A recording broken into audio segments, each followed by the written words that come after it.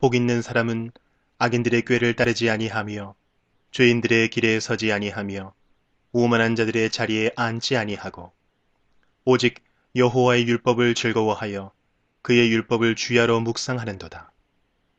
그는 시냇가에 심은 나무가 철을 따라 열매를 맺으며 그 잎사귀가 마르지 아니함 같으니 그가 하는 모든 일이 다 형통하리로다. 악인들은 그렇지 아니하며 오직 바람에 나는 겨와 같도다. 그러므로 악인들은 심판을 견디지 못하며 죄인들이 의인들의 모임에 들지 못하리로다. 무릇 의인들의 길은 여호와께서 인정하시나 악인들의 길은 망하리로다.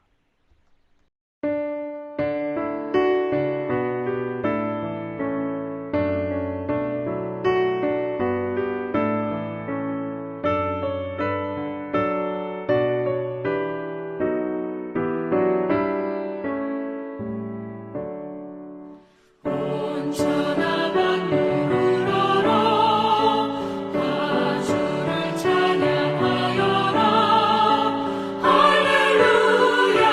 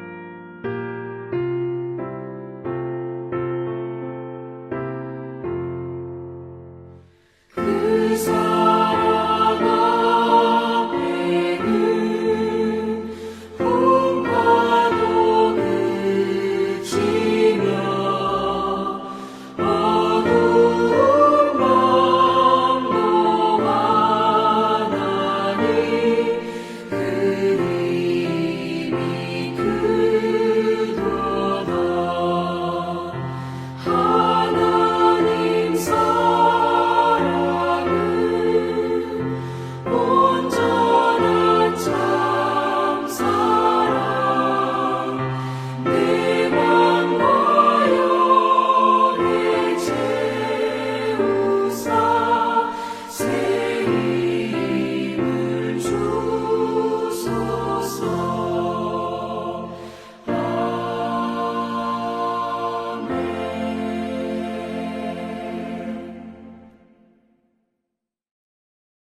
오늘은 사도행전 4장 23절부터 살펴보겠습니다. 우리는 지금 사도행전을 통해서 놀라우신 성령님의 능력의 역사를 목격하고 있습니다. 전적인 성령님의 능력으로 초대교회가 뿌리를 내리는 그런 아름다운 장면들을 보고 있습니다. 특별히 지난 시간에 사내들인 공예의 경고와 위협에도 불구하고 하나님 앞에서 너희의 말을 듣는 것이 하나님의 말씀을 듣는 것보다 옳은가 판단하라. 우리는 보고 들은 것을 말하지 아니할 수 없다. 이렇게 담대한 신앙의 태도를 보이는 베드로와 요한의 모습을 살펴보았습니다. 오늘은 그 말씀을 이어서 보도록 하겠습니다. 23절입니다. 사도들이 노임에 그 동료에게 가서 제사장들과 장로들의 말을 다 알리니 베드로와 요한이 사내들인 공회에 붙잡혀 있다가 그들에게서 놓여 다른 사도들과 성도들에게 가서 제사장들과 장로의 말, 즉 예수의 이름으로 말하지 말고 가르치지도 말라라고 위협했던 말을 다 알렸다는 것입니다. 그랬더니 그들이 듣고 한마음으로 하나님께 기도를 합니다. 24절에서 31절입니다. 그들이 듣고 한마음으로 하나님께 소리를 높여 이르되 대주제여 천지와 바다와 그 가운데 만물을 지은 이시여 또 주의 종 우리 조상 다윗의 입을 통하여 성령으로 말씀하시기를 어찌하여 열방이 분노하며 족속들이 허사를 경영하였는고 세상의 군왕들이 나서며 관리들이 함께 모여 주와 그의 그리스도를 대적하도다 하신 이로소이다. 과연 헤롯과 본디오 빌라도는 이방인과 이스라엘 백성과 합세하여 하나님께서 기름 부으신 거룩한 종 예수를 거슬러 하나님의 권능과 뜻대로 이루려고 예정하신 그것을 행하려고 이 성에 모였나이다. 주여 이제도 그들의 위협함을 굽어보시옵고 또 종들로 하여금 담대히 하나님의 말씀을 전하게 하여 주시오며 손을 내밀어 병을 낫게 하시옵고 표적과 기사가 거룩한 종 예수의 이름으로 이루어지게 하옵소서 하더라. 빌기를 다함에 모인 곳이 진동하더니 무리가 다 성령이 충만하여 담대히 하나님의 말씀을 전하니라. 네, 이렇게 다윗이 쓴 시편 2편 1절과 2절의 말씀을 인용하여 기도하면서 앞에 사내들인 공예의 경고와 위협함을 굽어보시고 그럼에도 불구하고 담대히 하나님의 말씀을 전하게 하여 주시옵소서라고 기도하고 있습니다. 그리고 그들이 성령 충만하여 사내들인 공예의 위협에 굴하지 않고 담대하게 하나님의 말씀을 전했습니다. 우리도 성령 충만하면 이렇게 담대히 하나님의 말씀을 전할 수 있습니다. 그러니까 진리를 가지고 비진리 앞에서 굴욕적으로 타협하거나 양보하면 안 된다는 것입니다. 우리도 하나님께 기도해야 합니다. 그래서 성령 충만하여 담대히 하나님의 말씀을 전해야 합니다. 하나님의 말씀을 전하지 못하게 하고 바르게 전하지 못하게 하는 자들 앞에서 성령님의 충만으로 담대히 하나님의 진리의 말씀을 전하시기를 바랍니다. 32절입니다. 믿는 무리가 한 마음과 한 뜻이 되어 모든 물건을 서로 통용하고 자기 재물을 조금이라도 자기 것이라 하는 이가 하나도 없더라. 이 말씀은 그리스도를 머리로 하여 한 몸을 이룬 교회가 그 신앙으로 말미암아 가지게 되는 자연스러운 결과로 볼 수 있습니다. 그래서 이렇게 각 사람이 자신의 재산을 갖고 있었으나 그것의 소유권을 주장하지 않고 공동체의 필요에 느꼈을 때 언제라도 드릴 수 있었던 것은 하나님 나라의 능력이었고 동시에 하나님의 은혜의 결과였습니다. 그리고 여기서 더 중요한 것은 한 마음과 한 뜻이 되는 것입니다. 그래서 우리 교회 모든 성도들이 하나님의 일에 있어 한 마음과 한 뜻이 될 수 있기를 바랍니다. 33절에서 35절입니다. 사도들이 큰 권능으로 주 예수의 부활을 증언하니 무리가 큰 은혜를 받아 그 중에 가난한 사람이 없으니 이는 밭과 집 있는 자는 팔아 그 판 것의 값을 가져다가 사도들의 발 앞에 두매 그들이 각 사람의 필요를 따라 나누어 줌이라. 이렇게 당시 초대교회 성도들이 은혜를 받아 스스로 자신들의 재산을 팔아 그 반값을 가지고 와서 사도들의 발 앞에 두었고 사도들은 그것을 각 사람의 필요를 따라 나누어 주었다라고 말씀하고 있습니다. 여기서 중요한 것은 당시 성도들이 은혜를 받은 대로 스스로 이렇게 했다는 것이 중요합니다. 그리고 본문의 이 말씀은 특수한 케이스라고 예전에 한번 말씀드린 적이 있는데 당시 예루살렘은 종교 도시였습니다. 그리고 당시 이단처럼 지목된 나사렛 예수를 믿으면 유대교에서 출교를 당하게 됩니다. 그러면 일단 일자리를 잃게 되고 예루살렘 시내에서는 상거래도 할 수 없고 어떤 소득의 사업을 가질 수가 없습니다. 그리고 당시 예루살렘 교회 성도의 수는 점점 늘어나는데 그들이 먹고 살 길이 막막할 수밖에 없었던 것입니다. 그래서 재산이 있는 성도들이 자신의 밭이나 집을 팔아서 사도들의 발 앞에 가져가면 사도들은 그것을 각 사람의 필요에 따라 나누어 주고 함께 살 수 있었던 것입니다. 사실 당시 예루살렘 교회로서는 이렇게 할 수밖에 없었고 또한 이것은 잘한 것이라 할 수 있습니다. 왜냐하면 이때 성도들이 재산을 팔아 바쳤기 때문에 예루살렘 내에는 자신들의 부동산이 아무것도 없었습니다. 그래서 그들은 예루살렘을 떠날 수 있었습니다. 그리고 그들이 예루살렘을 떠났기 때문에 AD 70년 예루살렘이 로마에 의해서 멸망할 때에 기독교인들이 살아남을 수 있었고 이렇게 교회 역사는 오늘날까지 지속될 수 있었던 것입니다. 36절과 37절입니다. 구브로에서 난 레위족 사람이 있으니 이름은 요셉이라. 사도들이 일컬어 바나바라 번역하면 위로의 아들이라 하니 그가 밭이 있음에 팔아 그 값을 가지고 사도들의 발 앞에 두니라. 여기 구브로는 키프로스 섬을 이야기합니다. 그리고 우리가 알고 있는 바나바는 사실 이름이 아니고 별명입니다. 바나바의 진짜 이름은 요셉이고 고향은 키프로스 섬이며 네이지파 사람이었습니다. 그런데 이 요셉이 어떻게 해서 바나바라는 별명을 가지게 되었고 또 그 별명이 이름보다 더 알려졌는가 하면 그것은 바로 이 사람에게 위로하고 권하는 은사가 있었습니다. 그러니까 바나바는 보이지 않는 곳 뒤에서 늘 사람들을 위로하는 훌륭한 분이었습니다. 12제자는 아니었지만 70인 제자 중에 한 분으로 12제자 못지않게 훌륭한 분이었다고 합니다. 그래서 이후에 사도행전을 계속해서 보면 바울의 동역자로 또한 마가복음을 기록한 베드로의 동역관이었던 조카 마가 요한을 훌륭한 일꾼으로 만드는데 큰 역할을 하는 것을 볼 수 있습니다. 그리고 안디옥 교회에 파송되어 그의 착한 성품과 위로하며 권하는 사역으로 인해 교회가 든든히 서가는 역사가 일어나게 되었다라고 성경은 말씀하고 있습니다. 그래서 우리 모두가 이 바나바와 같이 보이지 않는 곳 뒤에서 사람들을 세워주고 위로하고 권하는 성도들이 되시기를 주님의 이름으로 축원합니다. 계속해서 5장을 좀 더 보겠습니다.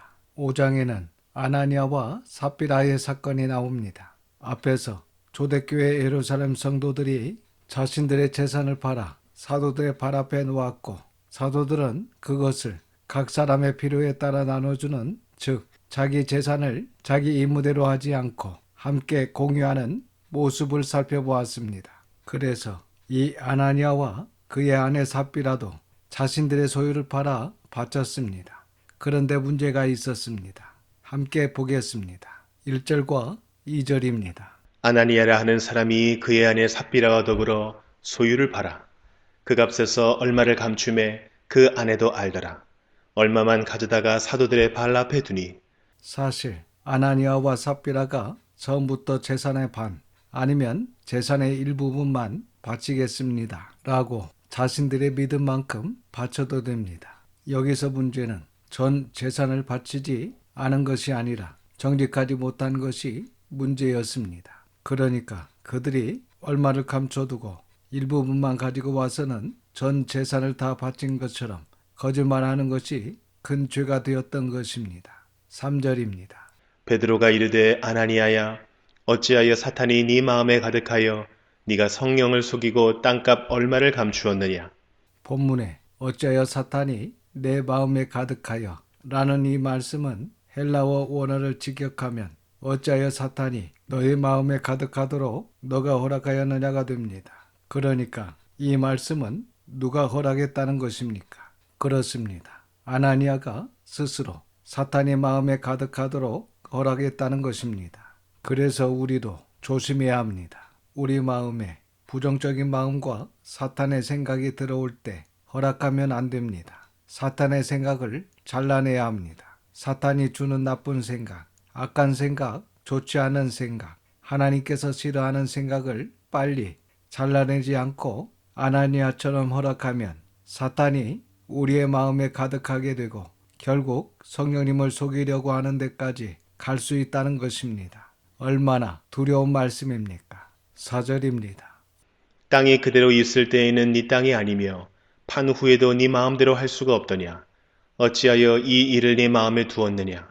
사람에게 거짓말한 것이 아니요 하나님께로다. 이렇게 아나니아는 베드로와 교회를 속인 것이 아니라 하나님을 속이려고 했다라고 말씀하고 있습니다. 5절입니다. 아나니아가 이 말을 듣고 엎드러져 혼이 떠나니 이 일을 듣는 사람이 다 크게 두려워하더라. 이렇게 해서 아나니아는 죽게 되었고 이 일을 듣는 사람들은 크게 두려워하였습니다. 사실 이때 베드로는 단지 아나니아의 죄를 지적했을 뿐인데 아나니아의 혼이 떠난 것입니다. 그래서 이것은 하나님께서 하신 것임을 알 수 있습니다. 6절에서 11절입니다. 젊은 사람들이 일어나 시신을 싸서 메고 나가 장사하니라. 3시간쯤 지나 그의 아내가 그 일어난 일을 알지 못하고 들어오니 베드로가 이르되 그 땅 판 값이 이것뿐이냐 내게 말하라 하니 이르되 예 이것뿐이라 하더라. 베드로가 이르되 너희가 어찌 함께 꾀하여 주의 영을 시험하려 하느냐. 보라 네 남편을 장사하고 오는 사람들의 발이 문 앞에 이르렀으니 또 너를 메어 내가리라 하니 또 그가 베드로의 발 앞에 엎드러져 혼이 떠나는지라. 젊은 사람들이 들어와 죽은 것을 보고 메어다가 그의 남편 곁에 장사하니 온 교회와 이 일을 듣는 사람들이 다 크게 두려워하니라. 이렇게 아나니아의 아내인 삽비라도 남편과 함께 악을 꾀하고 성령님을 시험함으로 결국 죽게 되었습니다. 그리고 이 일로 인해 온 교회와 이 일을 듣는 사람들이 다 크게 두려워하였습니다. 당시 초대교회가 세워지고 시작하는 중요한 시점에 이런 부정직한 일이 교회에 발생한 것입니다. 그래서 하나님께서 교회는 정직을 생명으로 삼아야 된다 라는 하나님의 메시지를 보여주시기 위함이었던 것으로 봅니다. 왜냐하면 이 사건 이후에 이와 같은 일이 기록되어 있지 않습니다. 그래서 아마도 하나님께서 일벌백계, 즉 한 사람을 이렇게 따끔하게 벌 주심으로 다른 사람들에게 교훈하신 말씀으로 볼 수 있습니다. 그러니까 교회는 정직해야 하며 순결하고 순수해야 된다는 사실을 명심해야 합니다. 오늘날 교회에서 이렇게 부정직한 일이 있어도 하나님께서 이렇게 바로 그 자리에서 죽이시는 경우는 드물지만 그러나 이 말씀을 통해 교회와 성도를 향한 하나님의 뜻을 알고 정직을 생명과 같이 여겨야 한다는 것입니다. 그리고 우리에게 부정직한 마음과 사탄의 생각이 들어올 때 그것을 빨리 잘라내고 사탄이 우리 마음에 들어오도록 허락해서는 절대로 안 된다는 것을 명심해야 합니다. 우리가 잘 알겠지만 가룟 유다는 예수님을 팔려는 사탄이 주는 작은 생각을 잘라내지 않고 회개하지 않으므로 예수님을 팔게 되었고 자살까지 하게 되었습니다. 그래서 우리는 사탄이 주는 생각부터 물리쳐야 합니다. 늘 하나님의 말씀으로 찬송과 기도로 우리의 마음의 생각을 가득 채워야 하고 선한 일을 해야 합니다. 그리고 이 시간 하나님 앞에서 두렵고 떨림으로 구원을 이루라는 하나님의 말씀을 마음에 생기고 순종함으로 세상과 죄와 악한 영을 이기고 승리하는 모든 성도들이 되시기를 주님의 이름으로 축원합니다. 기도하겠습니다. 아버지 하나님, 하나님의 걸어가신 이름을 찬양합니다. 오늘도 귀한 하나님의 말씀을 듣게 하시고 깨닫는 마음을 주셔서 감사를 드립니다. 모든 성도들이 한마음 한뜻으로 서로 사랑하며 위로하게 하시고 교회를 향하신 하나님의 뜻을 바르게 알아 진리를 담대하게 증거할 수 있도록 인도하여 주시옵소서. 결코 약하여 지지 않고 진리에 굳게 서서 두렵고 떨림으로 구원을 이루는 저희 모두가 될 수 있도록 성령님의 충만함을 더하여 주시옵소서. 모든 것을 감사드리며 우리 구주 예수님의 이름으로 기도드립니다. 아멘. 지금은 우리 구주 예수 그리스도의 은혜와 아버지 하나님의 그 크신 사랑하심과 성령님의 감화감동 역사 충만하심이 모든 성도들과 자녀와 가정에 함께 하시기를 우리 구주 예수님의 이름으로 축원하옵나이다. 아멘.